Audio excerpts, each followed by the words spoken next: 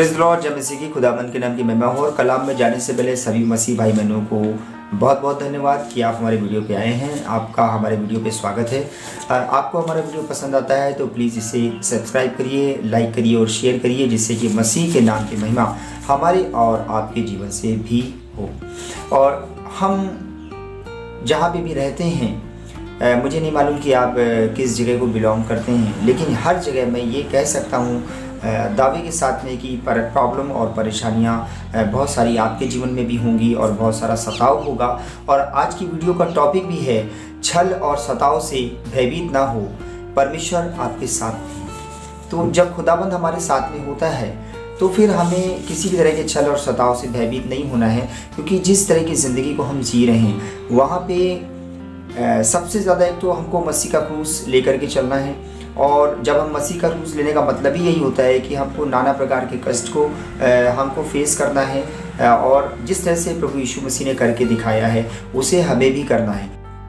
मत्ती की पुस्तक 5वां अध्याय 9वीं और 10वीं आयत में लिखा है, धन्य हैं वे जो मेल कराने वाले हैं, क्योंकि वे परमेश्वर के पुत्र कहलाएंगे। 10वीं आयत में लिखा है, धन्य हैं वे जो धर्म के कारण सताए जाते हैं, क्योंकि स्वर्ग का राज उन्हीं का है। मत्ती की पुस्तक 5वां अध्याय 11वीं आयत में लिखा है, धन्य हो तुम जब मनुष्य मेरे कारण तुम्हारी निंदा करे और सताए और झूठ बोल बोल कर तुम्हारे विरोध में सब प्रकार की बुरी बातें कहें। की पुस्तक 5वां अध्याय 12वीं आयत में लिखा है, तब आनंदित और मगन होना, क्योंकि तुम्हारे लिए स्वर्ग में बड़ा फल है, इसलिए कि उन्होंने उन भविष्यवक्ताओं को जो तुमसे पहले थे इसी रीत से सताया था।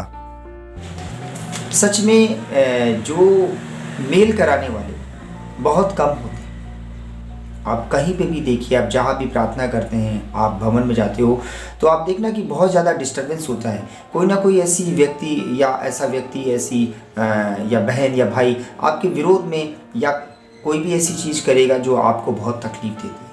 लेकिन मेल कराने वाले बहुत कम होते हैं। और मेल कराने के लिए सबसे पहले तो आपको बहुत ज़्यादा सहनशील होना पड़ता है, और बहुत सारी सामने वाली जो नेगेटिव चीज़ होती है, नेगेटिव बातें होती हैं, उसको हमें अवॉइड करना पड़ता है। अगर आप इन सब चीज़ों को फोकस करते हैं कि भाई कमी हमारे अंदर और आपके अंदर सभी में भी है, तो यहाँ पे हमें अपने आप को नहीं देखना है, हमें अपने जीवन को नहीं देखना है कि हम किस तरह की लाइफ सर्वाइव कर रहे हैं, बल्कि हमको ये देखना है कि हमको परमेश्वर के कलाम ने क्या सिखाया है, और हमको अपने शरीर के अनुसार नहीं वरन आत्मा के अनुसार चलना है। और जब हम आत्मा के अनुसार काम करते हैं, क्योंकि आत्मा का जो फल है वो आप जानते हैं, लेकिन जो शरीर के जो काम है वो भी आप जानते हैं कि निंदा, बैर भाव, इस तरह की बातें शरीर से ही निकलते हैं, क्योंकि ये शरीर के गुण हैं। तो अब तक हम शरीर में रहेंगे तब तक हम बुराई करेंगे और इस तरह की बुराइयों में जीवन बिताएंगे। लेकिन जब हम परमेश्वर के कलाम के अनुसार अपने जीवन को बदलेंगे या चलेंगे, या हम परमेश्वर से प्रार्थना करेंगे बार बार कि परमेश्वर हमारे जीवन को बदल दे, तो हम आत्मा के अनुसार चलेंगे। क्योंकि शरीर और आत्मा दोनों विरोध में हैं। शरीर अपनी लालसा करता है, और जब वो अपनी लालसा करेगा तो आप उसे ज़रूर पूरा करोगे, लेकिन उसे हम तब ही नहीं पूरा कर पाएंगे, या हम उसे अब उसकी शरीर की लालसाओं को तभी रोक पाएंगे जब हम आत्मा के अनुसार चलेंगे, वचन के अनुसार अपने जीवन को ढालेंगे, तभी हम उसकी बात को पूरा नहीं कर पाएंगे। तो ज़रूरी है कि हम आत्मा के अनुसार चलें। और कोई भी शरीर के अनुसार जो भी हमारे सामने कोई भाई बहन ऐसा रिएक्शन देता है, जो बुरी बातें बोलता है या हमारे बारे में बोलता है, तो वो उसका जो नुकसान है वो उसे ही मिलेगा। आपको हमको यही करना है कि हमको उस चीज़ को सहना है, हमें उसके बारे में बुरी बात नहीं बोलना है। मत्ती की पुस्तक 12वां अध्याय 36वां और 37वीं आयत में लिखा है कि और मैं तुमसे कहता हूँ कि जो जो निकम्मी बातें मनुष्य कहेंगे, न्याय के दिन वे हर एक उस बात का लेखा देंगे। 37वीं आयत में लिखा है, क्योंकि तू अपनी बातों के कारण निर्दोष और अपनी ही बातों के कारण दोषी ठहराया जाएगा।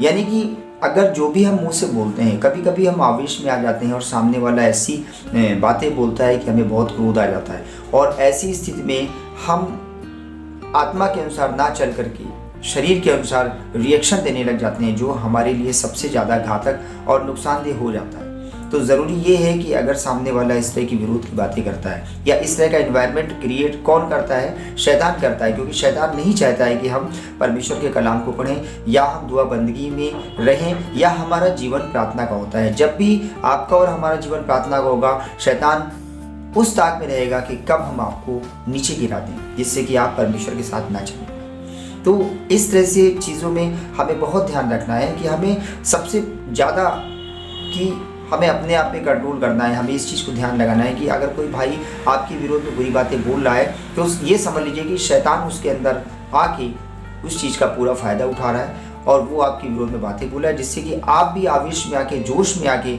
जब बुरी बातें बोलेंगे तो आप परमेश्वर के वचन से हट जाएंगे और वहाँ पे शैतान आपके जीवन में काम करेगा और आपकी ब्लेसिंग को चुरा लेगा। वो नाना प्रकार के झूठ बोल सकता है, बातें गढ़ सकता है, जो आपके जोश में आ सकता है, और जो भी हम बोलेंगे उसका लेखा हमें देना होगा। हमें अपनी ही बातों का लेखा देना है। सामने वाला क्या कह रहा है वो अपनी बातों का लेखा दे। तो ज़रूरी ये है कि हम इसी ज़बान से परमेश्वर की महिमा करते हैं, और जब हम इसी ज़बान से किसी दूसरे की निंदा करते हैं तो ये दोनों एक दूसरे के विरोध में हो जाते हैं। यानी कि एक तरफ हम परमेश्वर का कलाम भी पढ़ते हैं, दूसरी तरफ हम दूसरे की निंदा करते हैं, बुराई करते हैं, उसके बारे में बुरी बातें बोलते हैं, तो ये हमको बहुत ज़्यादा नुकसान देता है। तो हमें अपने जीवन को इसी तरह चलाना है कि हम परमेश्वर के कलाम से, यानी कि हम आत्मा के अनुसार ही चलें। शरीर के जो गुण हैं, निंदा, बैर भाव, झूठ बोलना, बुरी बुरी बातें करना, अगर इसके अनुसार हम जीवन जिएंगे तो हम शैतान हमारी ब्लेसिंग को ज़रूर चुरा ले जाएगा और हमें परमेश्वर के आशीषों से वंचित कर देगा, दूर कर देगा, और हमारे नाम से परमेश्वर के नाम की महिमा नहीं होगी। तो ज़रूरी ये है कि हम परमेश्वर के कलाम के अनुसार चलें, और जो हमको सिखाया गया है कि जो भी कोई बुरी बातें बोलता है उसे हम सह लें, क्योंकि जो बुरी बातें बोलता है तो बुरी बातें बोलने वाला अपना लेखा देगा। आप उसको सहते हैं तो इसका बेनिफिट भी हमें होगा। तो उम्मीद करता हूँ कि आपको हमारे वीडियो समझ में आ गया होगा, और जो परमेश्वर इस कलाम की बातें जो आप तक पहुँची हैं इस वीडियो के जरिए, तो आपको भी समझ में आ गई होंगी। तो परमेश्वर आपके जीवन में काम करें। सभी को जय मसीह।